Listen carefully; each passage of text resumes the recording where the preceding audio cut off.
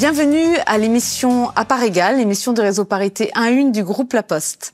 Aujourd'hui, j'ai la joie et l'honneur de recevoir parmi nous Candice Prévost. Candice Prévost, bonjour. Bonjour.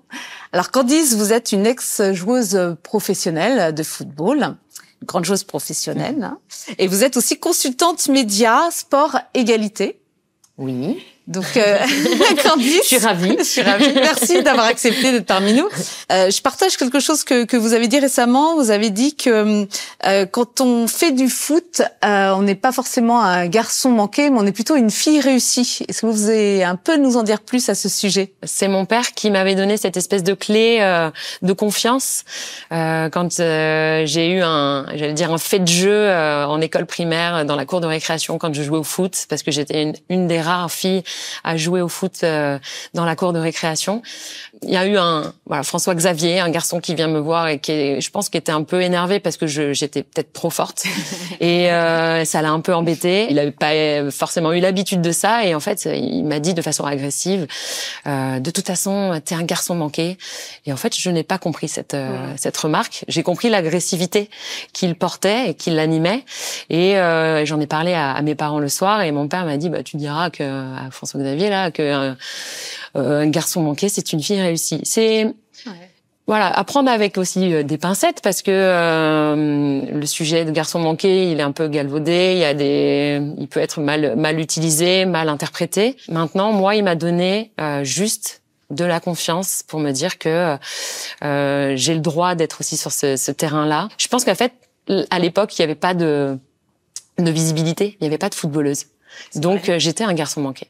Parce qu'il n'y avait pas de footballeuse. C'est vrai. Et donc moi, naturellement, j'étais juste une footballeuse. Donc j'ai pas compris ce qui se passait à ce moment-là, et je l'ai compris bien plus tard en fait cette remarque de garçon manqué et cette idée de confiance que mon père me donnait. Ceci dit, moi je l'entends aussi des fois en entreprise, dans le milieu de l'entreprise, ou quand on est à certains niveaux, ou quand ce sont des femmes qui sont dans des métiers plutôt genrés, on a l'habitude d'avoir plutôt des hommes. Souvent, on entend des femmes qui disent mais moi, de toutes les façons, j'ai jamais senti de différence, etc., parce que je suis un garçon manqué. Et c'est pour ça que ça m'intéresse, parce que moi, je pense aussi que rien que le mot garçon manqué, rien que manqué, ça renvoie à quelque chose qui n'est pas neutre, en fait. Oui, mais c'est la norme. En plus, le garçon, c'est la norme. Et t'es manqué. Parce que tu fais du foot, t'es un peu anticonformiste. T'es une des rares à t'exprimer sur le terrain des garçons. Et d'ailleurs, tous les garçons ne jouent pas au foot en cours de récréation. Il y a des très, très bons travaux de Nicolas Barre sur la conquête de l'espace qui sont à regarder parce que, justement, prendre la place, c'est le sujet des garçons, en tout cas sur le cœur de la cour de récréation. Et donc, essayer de faire le parallèle avec le monde de l'entreprise et j'allais dire partout. Bien sûr. Partout, il est à dupliquer ce sujet-là. La norme, ce sont les garçons. Le football, on parle de football pour le football masculin et on parle de football féminin pour les femmes parce que c'est la norme, ça reste les garçons. Et donc, il y a beaucoup de choses à déconstruire. C'est vrai. Et effectivement, on parle de football féminin, de tennis ou de tennis féminin. Et donc, on a l'impression, est-ce qu'on n'a pas l'impression que c'est un sous-football ou un sous-tennis ou un... Oui, c'est ça. C'est le second projet. Quand il y a un club qui fonctionne, qui a des difficultés financières ou qui est en difficulté au niveau sportif, c'est les femmes et les enfants d'abord, finalement, qui vont être un peu les premiers à être touchés et être impactés. Évidemment que le football est un sport qui a été créé et organisé et joué par les hommes et pour les hommes. Donc c'est évidemment qu'il y a un temps de retard qui est assez conséquent. Puisque c'est limite un siècle de retard. Quand tu vois un peu les Jeux Olympiques, on est en plein dedans. J'allais dire, les Jeux Olympiques et le tournoi homme est apparu début des années 1900. Chez les femmes, c'est en 1996 le premier tournoi olympique. Donc, évidemment, il y a cet aspect historique qui fait que culturellement, il y a ce retard-là et on peut pas, j'allais dire, être prioritaire ou être dans le projet égal aux hommes parce qu'il y a déjà un retard historique. Oui. C'est vrai, oui. En plus du reste. Oui, dans les Jeux Olympiques, on voit effectivement dans les fédérations, enfin la proportion de femmes, c'est dans le rugby, le foot, je crois, le tir, enfin je sais plus. Il y a plusieurs effectivement fédérations où les femmes sont pas visibles. Oui. Il y a une invisibilité de certaines femmes. Oui. Et ce que je trouve intéressant, Candice, c'est que vous avez dit au préambule que vous étiez la plus forte au foot à l'école. Donc il y a pas souvent on nous dit ah oui mais moi j'entends ça dans l'entreprise, dans l'entreprise. Très bien, il y a moins de femmes, mais il faudrait, si des femmes arrivent à des postes de dirigeantes, qu'elles soient au moins aussi compétentes. Or, bien souvent, enfin même moi, toutes les femmes que j'ai rencontrées, elles sont ultra compétentes. Et on remet en cause ça, alors qu'en fait, c'est pas le sujet. Qu'est-ce que vous en pensez de ça ?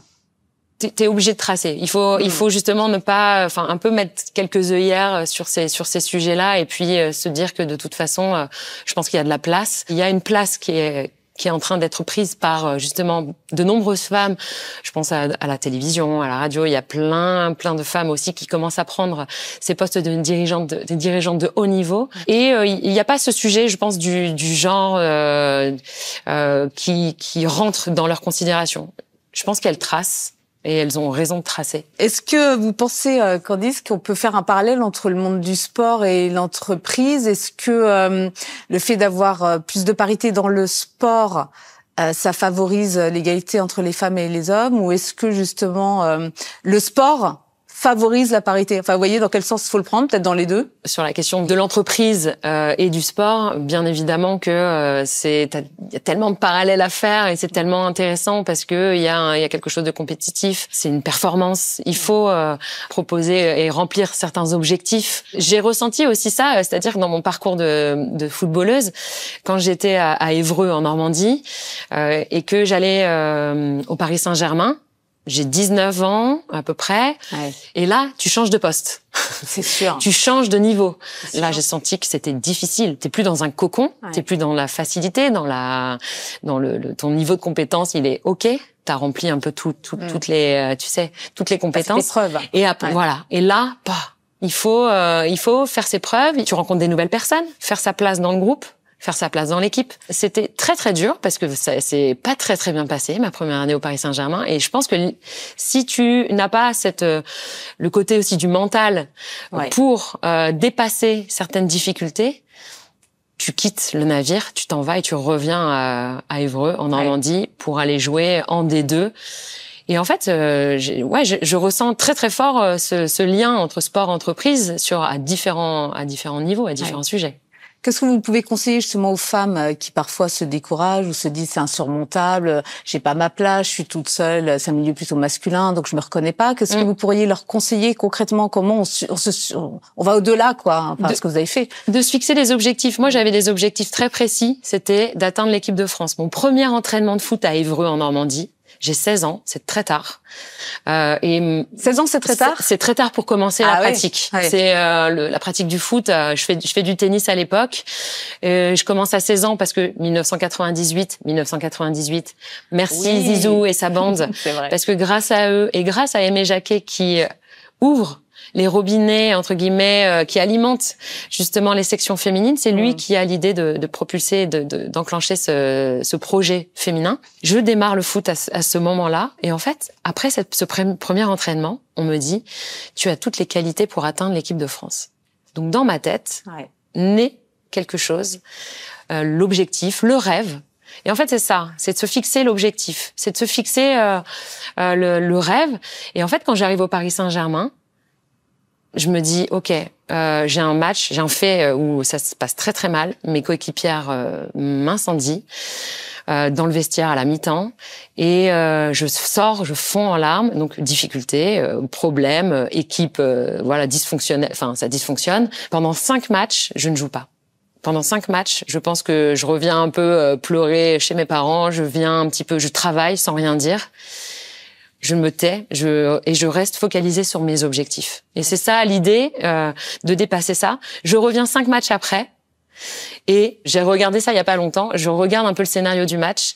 Je joue le match, on gagne 2-1, je marque à la 92e minute. Et je me dis, OK, La réponse, elle est sur le terrain. Ouais. La réponse, elle est sur le terrain.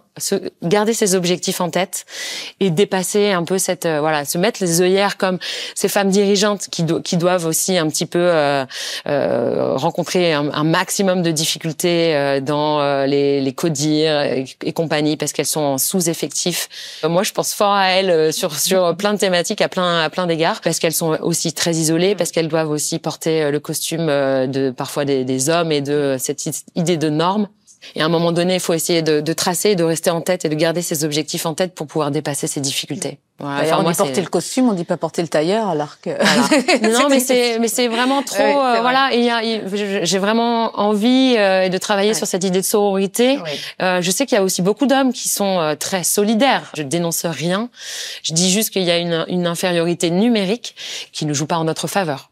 Nous, Réseau Parité, on compte aussi sur les hommes et les femmes. C'est un réseau qui s'appelle 1-1, donc c'est très clair. Et la parité, ça embarque des hommes comme des femmes. D'ailleurs, parfois aussi, on travaille pour qu'il y ait plus d'hommes dans certains types de postes qui sont aussi genrés. Parce que la performance, on voit bien, c'est quand les équipes sont plutôt mixtes. Et d'ailleurs, Candice, est-ce que vous pensez que il y a une différence d'approche? Est-ce qu'il y a plus de compétition ou de coopération en fonction du profil des gens? Est-ce qu'on est complémentaires en fonction de son genre ou pas forcément? Qu'est-ce que vous en pensez? Tout est possible en fait dans l'idée d'avoir un autre regard, que ça soit d'intégrer davantage de femmes à des postes de dirigeantes. Je parle par exemple à la Fédération française de foot où elles sont sous-représentées, que ça soit dans un club de foot aussi, d'avoir des équipes de jeunes filles, des équipes seniors, qui est un mélange, que tout le monde se voit, parce que ça va être des idées différentes, parce que ça va être un regard différent. Moi, je pense sincèrement à la complémentarité des profils. Et en fait, parfois, deux femmes vont avoir aussi des idées différentes. Parfois, bon, voilà, c'est l'idée de l'histoire et du vécu, de l'expérience, et puis de la tolérance, de laisser rentrer un peu les idées, de laisser parler, s'exprimer un peu les personnes. C'est finalement peut-être de travailler moins de façon descendante, mais plus en transversalité, moi qui me parle, plutôt que l'idée et plutôt que l'idée de femme-homme. Je pense qu'il faut qu'on arrive à dépasser ce sujet parce que il faut qu'on trace vers l'action. Et en fait, le sujet de l'action, il est important et qu'on soit ensemble en fait. Nous, dans le réseau, on y croit beaucoup parce que d'ailleurs, la fin de notre, quand on fait des présentations, on dit ensemble, soyons une. Et en fait, c'est vraiment ça, c'est permettre à chacune et à chacun d'être à sa place, à la bonne place, d'être aligné, d'être là où il a envie d'être et avec ses objectifs, hein, comme vous le disiez très justement, et pour les atteindre et qu'on les aide. Est-ce que l'entreprise a un rôle à jouer aussi de facilitatrice au-delà de l'individu? Est-ce que l'entreprise en tant que telle, l'institution a un rôle à jouer, selon vous? Oui, évidemment, pour moi, c'est l'institution pose un peu un cadre, comme vous. Hein. Vous le faites travailler sur une politique de développement, un plan d'action, je sais pas comment on l'appelle, mais qui est donner des orientations, porter une vision. Ça va être le cas de l'institution qui nous emmène à l'endroit où elle pose un peu son cadre. Parfois, le cadre peut être un peu restrictif. Parfois, voilà, si on n'a pas travaillé dans ce sens, moi, j'aimerais bien savoir ce que vous faites justement sur ces sujets du cadre. Quelle est la vision de la Poste sur ces sujets parce que effectivement d'embarquer un peu ensemble ses collaborateurs et collaboratrices, c'est essentiel. On a 52% de femmes, vous voyez, donc dans le groupe, 240 000 collaboratrices et collaborateurs. Donc on représente vraiment la société. On a des personnes de toutes origines, de toutes régions, des personnes internationales, de tout niveau, de tout métier. Donc je pense qu'on est assez représentatif de la société. Et c'est pour ça que pour nous, on se sent investi aussi de ce rôle de représentativité et de faire en sorte que si dans un grand groupe, on arrive à faire de la parité à tous les niveaux, eh bien, ça prouve que c'est possible. On a des métiers aussi plus logistiques, on a des métiers du numérique, donc on a des métiers où on a moins de femmes. Et on œuvre au quotidien, en tout cas, on y croit beaucoup, pour favoriser ça. Et je sais que vous êtes engagé aussi, vous, dans votre association, Little Miss Soccer. Parce que je sais que vous êtes très engagé sur ces sujets. Qu'est-ce que vous faites concrètement? Vous allez chercher aussi les jeunes, Oui. C'est important, les jeunes. C'est une association qui a été créée avant notre départ en tour du monde avec Mélina Boetti, la cofondatrice de l'asso. On s'est dit, tiens, si on faisait quelque chose d'un peu innovant et si on allait faire le tour du monde en allant filmer les femmes qui jouent au foot partout dans le monde. Ça n'a jamais été fait. Moi, j'adore le voyage. J'avais le rêve d'un tour du monde. C'est pas très éco-responsable, mais s'il y a du sens derrière et s'il s'agit après derrière de remplir une mission sociétale, je vais dire, je me protège avec ça. et en fait, on s'est dit, il y a la Coupe du Monde en France en 2019. Allons-y, faisons quelque chose. Il va y avoir de toute façon des besoins. Prenons le temps d'aller faire le tour du monde et de récolter des données et d'aller rencontrer des femmes, des jeunes filles, des hommes qui sont justement au service du développement de la pratique. Et on a fait un documentaire, et ce documentaire-là, aujourd'hui, on l'utilise encore dans des établissements, dans l'entreprise, pour aller mener des actions de sensibilisation aux stéréotypes de genre, poser des graines, comme j'ai pu en avoir moi par plein de gens et plein d'hommes aussi, sur l'idée de la confiance, sur l'idée de le foot est aussi joué par les femmes. Les difficultés sont pas les mêmes partout, mais elles sont présentes partout pour elles. C'est-à-dire que sur les 5 continents, quand on va aux États-Unis où le soccer est un peu reine finalement, elles ont quand même des difficultés aussi. Il y a eu des sujets d'équal pay, mais ça reste, j'allais dire, là pour le coup, le Graal du Graal en termes de difficultés. En Inde, c'est de l'ordre de la survie. On va, une jeune fille qui naît en Inde, c'est déjà une malédiction parce que ça va coûter beaucoup d'argent à la famille. Donc là, le foot va être un outil au service de la survie, parce que il y a des jeunes filles qui vont jouer et qui vont être dans une école qui s'appelle UA. Si tu ne joues pas au football, tu ne t'intègres pas cette école. Donc il faut jouer au football. Et donc le foot le matin avant d'aller à l'école, la journée scolaire et après les tâches domestiques, parce que c'est aussi voilà. Donc on a des jeunes filles, des jeunes indiennes très très robustes qui luttent face à la fatalité d'être elles. C'est terrible. Et donc on utilise ce documentaire comme un outil pédagogique pour après derrière proposer un temps d'échange et un temps de pratique, parce qu'on se dit aussi que c'est important de faire rouler le ballon.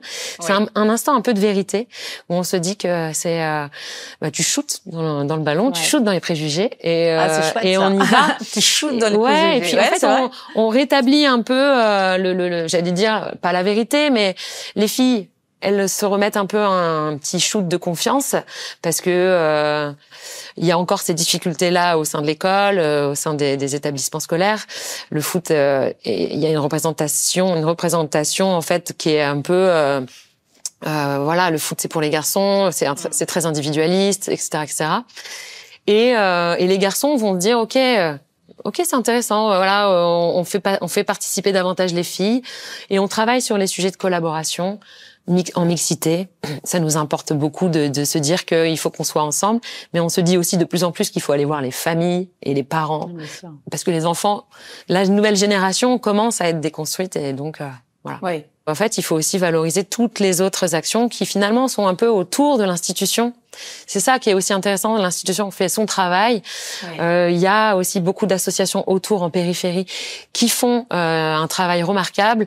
Il y a une multitude d'assauts qui vont travailler sur différents sujets. Nous, on est sur cette thématique-là, mais voilà, il y a une complémentarité aussi qui existe comme ça. Alors, au groupe La Poste, nous sommes partenaires de l'arbitrage. C'est des valeurs très importantes pour nous. Et effectivement, le sport véhicule des valeurs. Et de ce que vous avez dit, ça me fait aussi penser, parce qu'on entend beaucoup l'autonomie, l'indépendance financière aussi, pour l'émancipation, etc. C'est important. Et c'est vrai qu'à travers vos exemples, on voit que à travers le sport, on peut embarquer beaucoup d'autres sujets, finalement. Enfin, je pense que vous y croyez, mais oui, c'est essentiel. La santé, les sujets des VSS, des violences. Et d'ailleurs, c'est ce qu'on a voulu aussi aller rechercher. C'est très politique. Le sport est politique. Il faut pas se cacher derrière ça. Et très social et très sociétal. Nous, on a voulu faire justement ces mosaïques et parler de cette mosaïque un peu de thématiques sociales et sociétales. Et c'est pour ça que, par exemple, on a joué contre des grands-mères en Afrique du Sud. Pour recréer un peu de lien social, elles jouent au foot. Le football, tu mets 2 pulls, tu prends un ballon et tu joues au foot dans la rue et en fait voilà le foot il est universel, il est pour facile tout le monde, pour tout le monde. Ouais, et en plus du coup il y a plus de différence, tout le monde est habillé pareil, tout le monde est qui conscient, on peut jouer ensemble et c'est pour ça que c'est chouette. Mais on arrive à hyper le chouette partager. et puis c'est important ce que vous faites sur le sujet de l'arbitrage. La mission d'arbitre est très difficile, le costume est lourd à porter pour le coup. Tout à fait. Et je trouve que justement il y a aussi des femmes qui s'expriment parfaitement. Je pense à Stéphanie Frappard et Nelly Viennot qui est justement qui était une ancienne arbitre qui avait aussi été sur les terrains des hommes. C'est important. Elles sont en difficulté parfois. On voit, c'est encore plus dur d'être une femme dans des milieux comme celui-ci. Mais déjà le milieu de l'arbitrage c'est pas facile. Mais en tout cas, non, bravo pour ça parce que il faut les suivre et être fidèle à cet engagement. Ça, on l'est et on accompagne les jeunes d'ailleurs, les enfants aussi et on y croit beaucoup. Candice, qu'est-ce qu'il y a écrit sur vos boucles d'oreilles? The future is female. Elles sont très belles. Je sais pas si on les voit à l'écran, mais j'ai un petit coup de cœur là. Un petit coucou à Do You Hear Me. Je suis ambassadrice de cette marque. Ce sont des messages engagés. Une copine est fondatrice de cette marque là et bravo parce que il faut rendre visible aussi les actions, les entreprises, bien sûr, qui s'engagent, qui font bouger les choses, bouger un peu les lignes sur les sujets un peu inclusifs. Moi, je pense qu'on va faire bouger les lignes ensemble. Je pense, on en parlera dans quelques temps, mais je pense qu'il y a un lien de nous très fort et qu'on est finalement sur les mêmes sujets, c'est-à-dire d'aller au plus près du terrain. Moi, j'ai envie d'aller au plus près du terrain, de toucher chaque postière et chaque postier. C'est important que le sujet ne reste pas un sujet réfléchi dans un siège par une direction, mais vraiment que chacun comprenne les enjeux qu'il y a derrière, qui sont des enjeux qui dépassent même l'entreprise, enjeux de société, de vivre ensemble. Donc ça, c'est important. Candice, je pense que vous êtes un modèle pour pas mal de petites filles. Moi, ma fille adore le foot. Allez. Donc, c'est elle qui m'a embarquée d'ailleurs pour regarder le foot et j'y prends beaucoup de plaisir. Donc, contrairement à ce qu'on peut penser, comme quoi, on regarde toutes les deux entre filles et je prends beaucoup de plaisir. Et vous, est-ce que vous avez un rôle modèle, vous, Candice? Ouais, à l'époque il y en avait peu. Finalement, quand j'ai démarré la pratique, il y avait peu de femmes à la télévision. Donc ça a été plutôt les hommes, ça a été plutôt l'équipe de France 98 dans son ensemble. Et par rapport à cette idée de performance aussi, les yeux dans les bleus ont permis aussi d'alimenter aussi ce côté-là, de voir un peu en inside de ce qui se passait, de les connaître davantage. Après, ce sont les Américaines qui ont été pour moi un peu les modèles. En 99, j'ai vu justement un sujet sur Téléfoot qui était Mia Hamm et ses coéquipières qui remportaient la finale de la Coupe du Monde en 99 devant un stade plein. C'était le Rosa Bowl. Il y avait plus de 91 000 personnes dans le stade. Donc en fait, on rêve de ça. On a envie de ça. C'est-à-dire, il y avait France 98, la Coupe du Monde à la maison, la victoire, et après, derrière, les femmes qui font pareil aux États-Unis. Et je me dis, mais, waouh! Et en fait, c'est parti pour un peu l'aventure. On en est loin parce que les stades ne sont pas remplis aujourd'hui en France, parce que c'est toujours trop lent. Pour moi, parce que on voit ce qui s'est passé aussi par ailleurs. Il y a des stades qui sont remplis en Angleterre, il y a des stades qui se remplissent aussi en Espagne, et on a toujours l'impression que notre culture sportive ici est laborieuse. Je pense qu'on a justement besoin d'un cadre institutionnel qui soit qui pousse davantage la culture sportive en France, de travailler davantage dans les écoles primaires avec les clubs, pourquoi pas. Je pense qu'on a besoin de travailler sur cette culture sportive quand on va accueillir les Jeux là. On espère que ça va impulser quelque chose. Ça va impulser quelque chose parce qu'il y a des choses qui se font, mais je pense qu'on a besoin de mettre un coup d'accélérateur et que finalement la focale elle est pas trop sur ça, elle est davantage sur d'autres sujets malheureusement. Ouais, c'est sûr. J'ai quand même envie de faire le petit clin d'œil que vous connaissez certainement parce que moi je le sors souvent quand on me confronte avec cette vidéo, on voit des des joueurs de foot par Orange qui jouent. Et parce qu'on me l'a dit récemment, hein, il y a des messieurs qui parlaient en foot et je me suis insérée dans la conversation. Ils m'ont dit désolé, on parle foot. Je dis c'est pas grave. Au contraire, avec plaisir. Et on a abordé ce sujet. Ils m'ont dit mais quand même c'est pas le même jeu, etc. Et donc je leur ai évidemment fait suivre cette vidéo où on voit donc ces joueurs incroyables, etc. Et à la fin c'est l'IA et effectivement ce sont des joueuses de foot. Comme quoi, on a parfois des préjugés qui nous font... Et donc, ils étaient estomaqués de se dire, mais finalement, c'était des joueuses et c'est assez incroyable. Et ils l'ont reconnu. Donc, c'est super ce qu'ils ont fait. Je trouve que c'est vraiment c'est important. Et en plus de jouer sur l'intelligence artificielle, c'est un peu dans l'air du temps. J'ai trouvé cette pub et cette vidéo brillante. Et ouais, elle a trompé pas mal de monde, hein, finalement. Mais oui. Et en plus, enfin, si on regarde aussi un peu les statistiques, les hommes regardent les femmes jouer au football. Le foot fait partie des 3 sports qui sont les plus regardés. Les femmes vont regarder, mais c'est essentiellement, il y a pas mal d'hommes qui regardent aussi. Je pense que, d'ailleurs, et moi j'en ai beaucoup qui me disent, qui vont me dire. Moi j'adore. Maintenant j'adore regarder les femmes jouer au foot. Je préfère même regarder. Alors c'est pas et en fait l'idée n'est pas là d'opposer ou de confronter ou de comparer. Exactement. En fait ça va être deux pratiques différentes parce qu'on a parlé d'histoire tout à l'heure et historiquement on a du retard parce que il faut aussi prendre la place parce qu'on n'a pas les mêmes soucis économiques. On ne fait pas rentrer. Oui mais il n'y a pas d'audace non plus pour alimenter quelque part entre les sujets économiques médiatiques. On a moins de place. Il y a 4,5% de sports féminins qui sont à la télévision, qui sont médiatisés. Les sports féminins est très peu médiatisé, et sous-médiatisé. Ce qui sera pas le cas des jeux là, puisqu'il va y avoir forcément un traitement égalitaire. Mais voilà, c'est pour aussi dire que il y a des injustices, il faut le dire. Il y a pas trop d'audace parfois, mais ne comparons pas non plus, parce que c'est pas le sujet de les opposer, parce que c'est l'idée justement de se dire, de s'affranchir de ce modèle, de se dire que ils sont là, ok. Nous n'essayons pas d'être le second projet, ne les suivons pas. Souvent, on a tendance à vouloir suivre la norme qui sont les hommes, mais réinventons-nous en fait.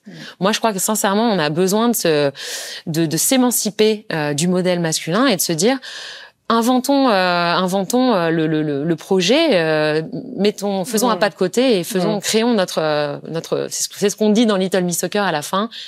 De liberté, égalité, solidarité, mais en même temps de s'affranchir et de s'émanciper et d'aller de tracer un peu sa voie.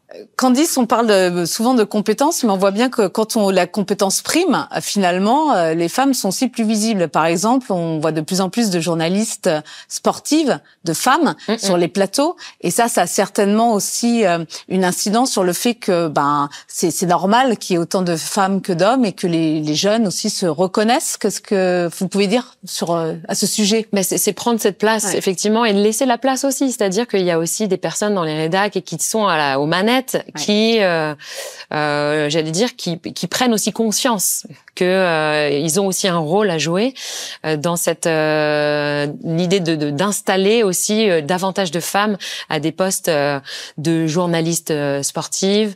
Il y en a encore trop peu. Mais ça commence aussi un petit peu à avoir cette prise de conscience pour avoir des binômes exclusivement féminins sur des compétitions. Je vois avec Canal+, Anne-Laure Salvatico qui est journaliste sportive et qui s'est spécialisée sur le football aussi et de la D1 Arkema. Donc on a, c'est important aussi parce que le rôle modèle, il va être à tous les endroits. C'est-à-dire qu'une jeune fille qui va regarder le foot et qui a envie d'être journaliste, elle se dit, OK, c'est possible. Mais juste ça. C'est-à-dire que là, on défonce le plafond de verre et on ouvre les voies. Et c'est en fait le côté... d'abord de la compétence. On est d'accord que c'est pas l'idée du quota, même si il a été important et il est encore important parce que malheureusement on est obligé de passer par cette idée du quota pour s'imposer malheureusement parce qu'en fait on crée pas des vocations non plus parce qu'on forme pas parce que etc. et parce qu'on se dit au départ que c'est pas possible. C'est ça le truc. Et là, c'est possible. Il y a davantage de femmes sur toutes les chaînes. On entend des journalistes sportives et qui font leur place aux côtés aussi de rédaction avec les hommes. Et il n'y a pas de sujet. Il n'y a pas de sujet. Et il n'y a pas de sujet. Tout va. Enfin, je veux dire. Ça bosse fort et ça fonctionne. Les voix et la voix, c'est important de voir et d'entendre. Oui. On a, j'allais dire, que ce soit en radio, partout, il y a besoin d'avoir cette représentativité, cette visibilité des femmes à tous les endroits. Exactement. Merci beaucoup, Candice Prévost. Merci, Aurore. Merci pour cet échange. Merci pour tout ce que vous nous avez apporté. Merci pour nous avoir fait partager tout ce qui se passe au niveau du sport, dont on peut très concrètement nous s'inspirer aussi au réseau Parité 1-1 du groupe La Poste. Et je vous retrouve très prochainement pour une nouvelle émission. Au revoir et merci, Candice. À bientôt. Au revoir.